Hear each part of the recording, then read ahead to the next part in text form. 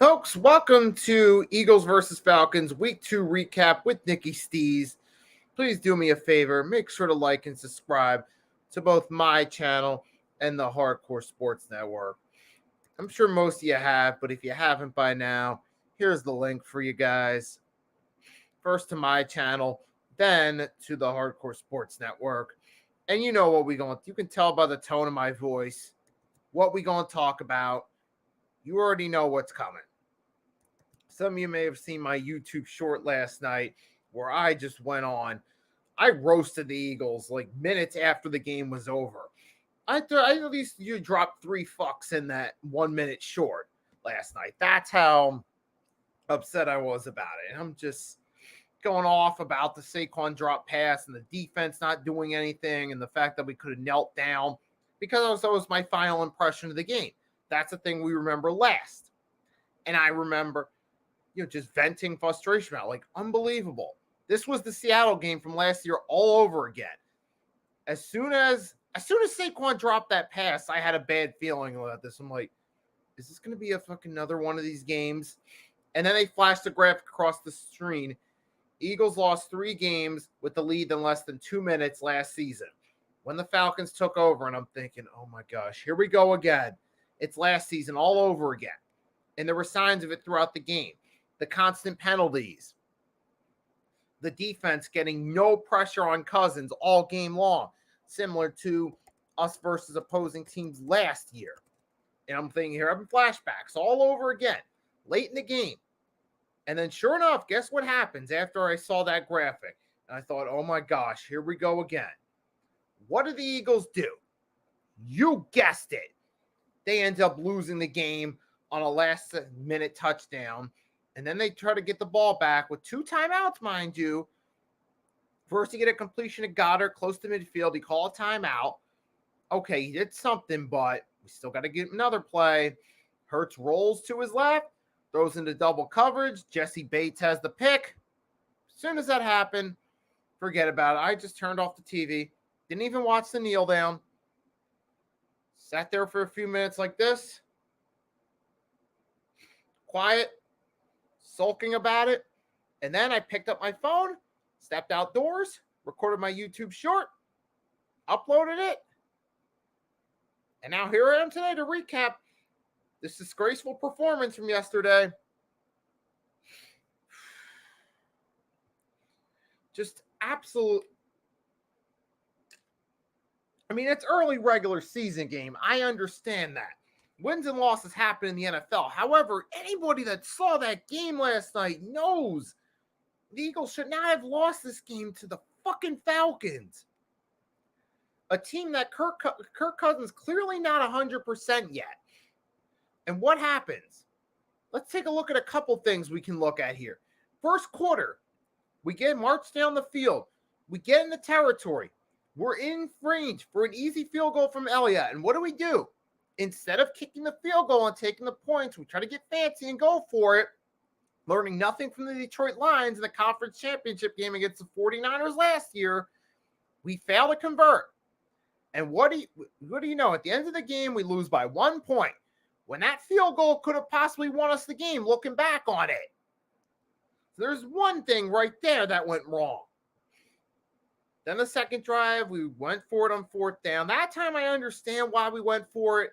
Because we were in a weird field position. We weren't exactly in field goal range, but we weren't in good punt read. So we just decided to go for it and give it a shot. And Hurts converted with his feet. And then after that, it seems like that one play, the offense started to slowly turn things around.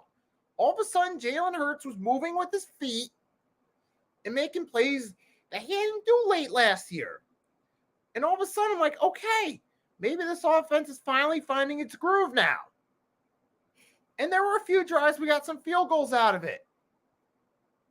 And then we got a touchdown added late. And we got a 2-point, we got the touchdown. And we got the 2-point conversion. It was like, holy smokes. The offense finally found its groove. I remember late in the game, after the touchdown, the 2-point conversion by Saquon, I'm like, all right, now the defense has to do something. We stopped the Falcons halfway before before they reach midfield on fourth down. Hallelujah. Hallelujah. I'm thinking, all right, we got this game now.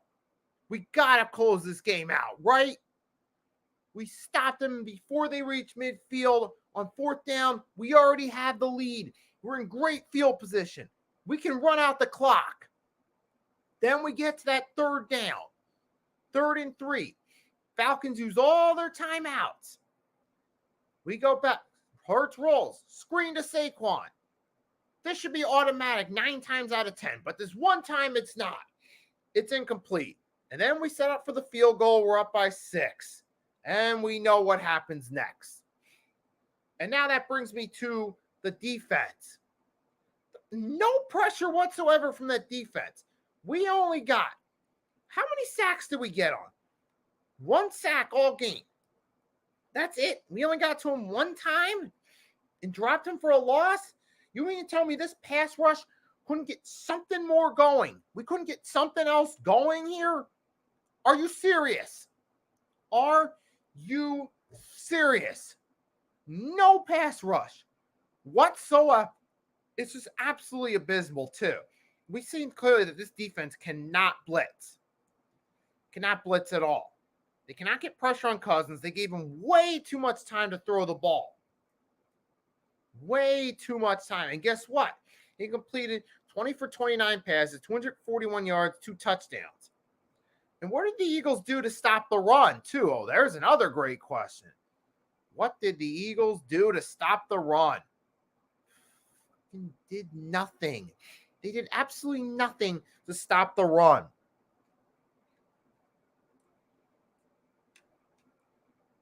No, they couldn't stop Bijan Robinson.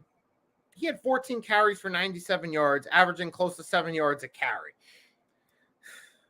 I mean, that was terrible right there. I mean, just all throughout the game, I just remember being so frustrated because it's like, this team should not be struggling to beat the Falcons. We should not be struggling. This should not be a life or death struggle against the team that's at best average or below average. How is this happening? How are we playing down to competition like this? Oh my gosh, this is like Doug Peterson 2018 to 2020 all over again with the way we're playing to the Falcons here. This should not be happening, and it did. It's just really just irritating as hell to watch that game last night. And the most irritating thing was the penalties. Oh my God. A total of 9 penalties for 53 yards. It seemed like, how many big plays were undone? Apparently 9 of them at least. It was penalty, penalty, penalty, penalty. You guys are watching the game, know what I'm talking about. You saw it. We just kept seeing the flags get thrown, and we're just shaking my head like, can we just get one fucking play right? Can we just get one big play without a flag? Can we? One? Just one? I mean, it's absolutely ridiculous how many big plays went by. And we kept getting flagged, and they were getting erased on both sides of the ball, offense and defense. And I did not get it at all.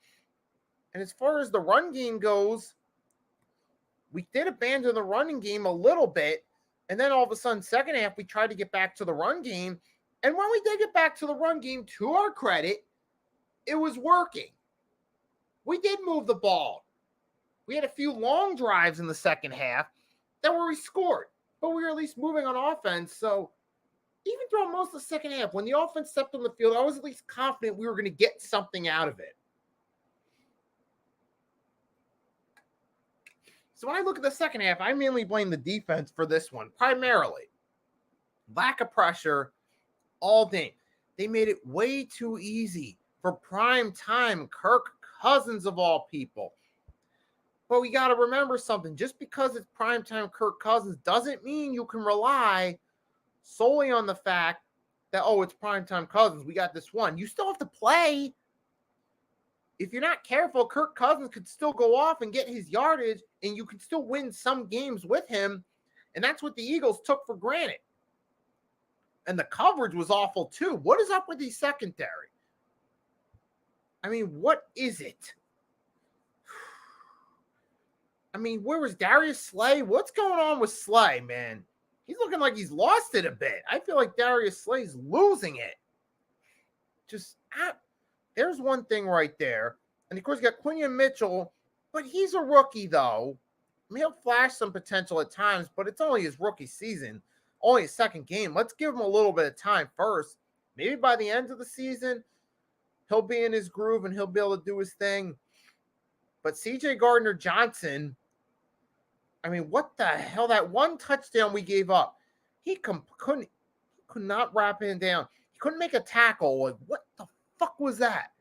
CJ Gardner-Johnson. That's the one thing I remember most. Now, he did contribute to the stop on fourth down, but then the defense completely collapsed minutes later. So what did that mean? It didn't mean anything. This whole game was an absolute abomination. It was. The whole fucking game. And then, of course, the late Falcons TD and the interception sealed it. But you know what? The Eagles deserved it. The Eagles deserved to lose this game. They did. Just the way they played, you ask yourself, the way they played, they played such an undisciplined and sloppy game that words that you can't even describe in words. There's so many things you can pinpoint to, like I just said. Illustrated. Yeah, Saquon's going to get some blame for the drop, but you got to remember, that's just one play. One play. And then on top of it, you also have to look at the defense. Poor job blitzing, poor job covering, the penalties. Those are the main things you could look at here. So that raised me to the question, well, who's to blame? And this is questions for the audience. Now, on my channel side of the stream, because we're live on my channel on the Hardcore Sports Network side, my channel side, I got a poll question. The poll question is, who's to blame for the loss? Or who's primarily to blame? Is it Saquon, defense, penalties, or a combination of the three? That's the question I got for you guys. If you guys haven't checked out my side of the stream, here's the link. You can check it out and vote on the poll. Clearly. So I'm going to put that actually in the chat so you guys can come on here and vote. So if you catch on the Hardcore Sports Network, here it is on my side. Live stream on my side. You can come vote on the poll on who you think. Let me know. Who do you think's to blame the most? Is it Saquon, the defense, the penalties, or multiple factors? Now, me, I feel it's multiple factors, but I'm going to let you guys that want to come on there decide and vote for who you think's to blame the most or what you think's to blame the most.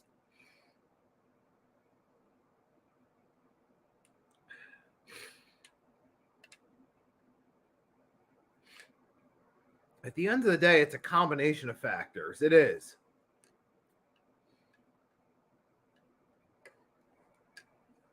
As far as performances go in this game, even though Jalen Hurts did throw that interception in the end, I'm actually not going to blame him necessarily for this loss.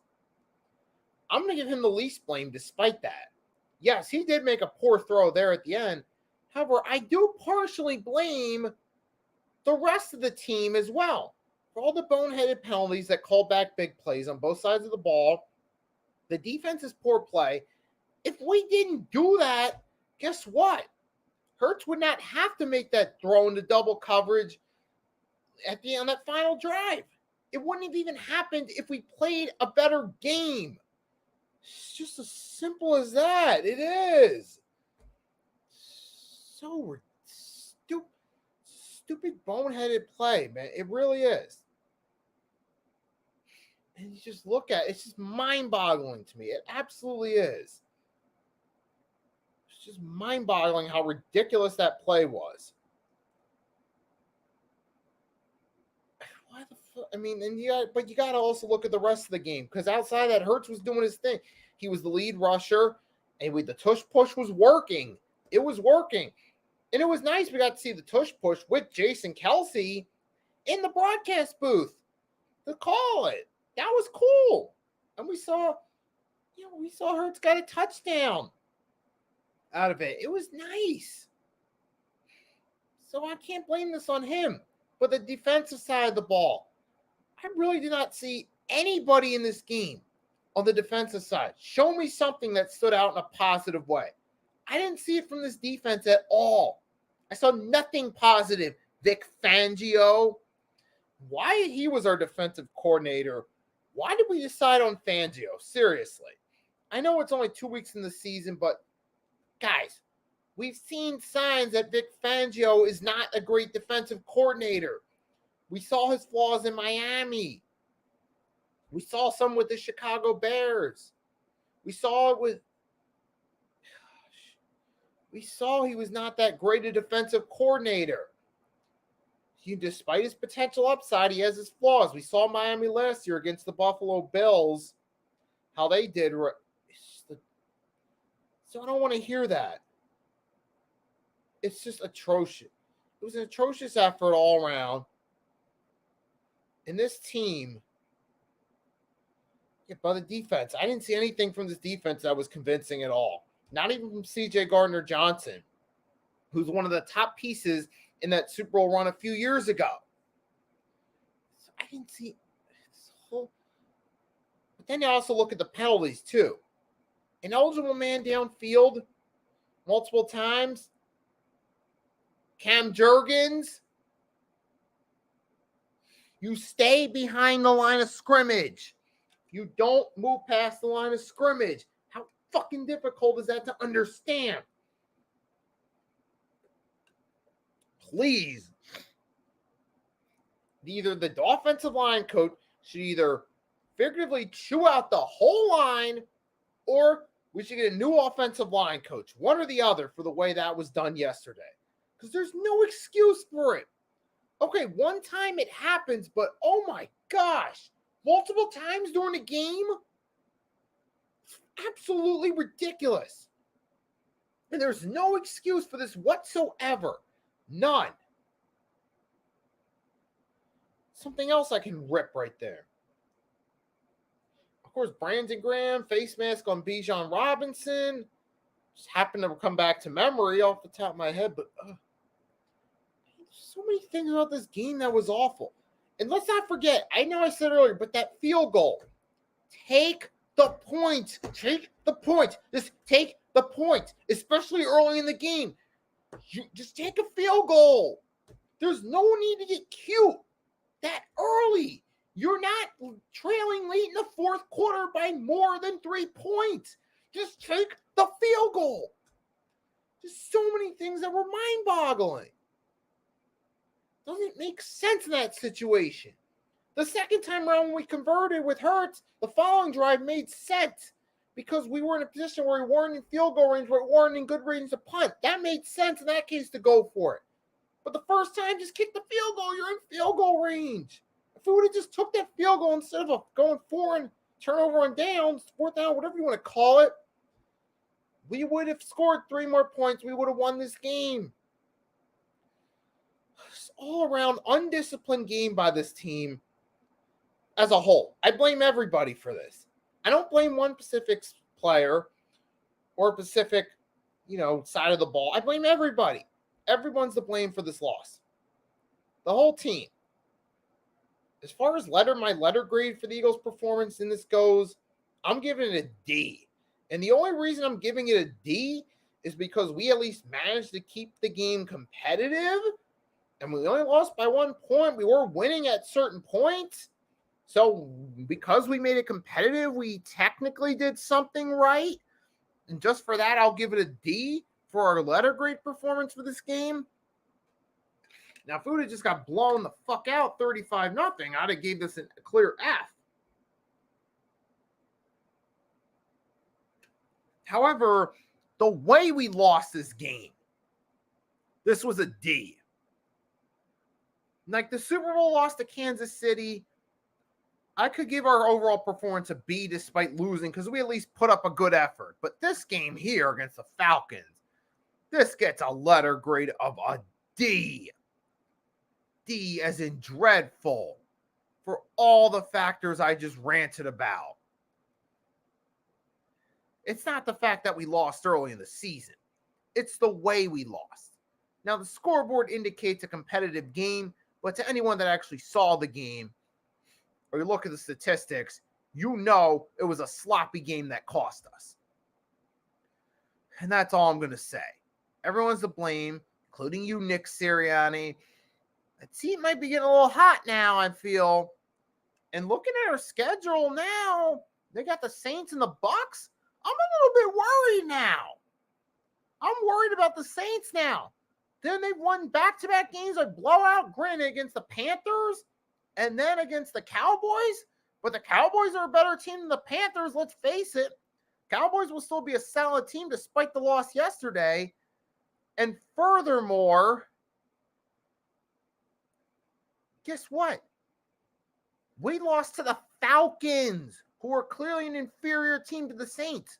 My confidence in the Week 3's game against the Saints is low as of today. Especially the way the Saints beat the Cowboys on Sunday. The same Cowboys team we usually split with every single season. Our performance last night has my confidence low. And considering that Tampa Bay just beat the Detroit Lions, who I still think are one of the top teams in the NFC, despite the fact they lost yesterday, we got to play them after the Saints. I'm thinking there's a chance we could be 1-3. I hope that's not the case. I hope I'm just being paranoid, but there is a realistic chance it could happen. Sadly, it could. I mean, I'm sorry, but 1-3 looks realistic at this point. I mean, hopefully that's not the case. Hopefully we get it together. Maybe we upset the Saints. As of today, the confidence in that happening isn't too high, but maybe somehow we get an upset of the Saints. Or maybe we fall short against the Saints and then we beat the Bucks. We're 2-2. I don't know. Maybe something works out, but there is a pot. Or maybe we win both games. Who knows? I would love for that to happen, but at this point, my confidence we're going to be 3-1 after these next two games against the Saints and the Bucks is low at this point.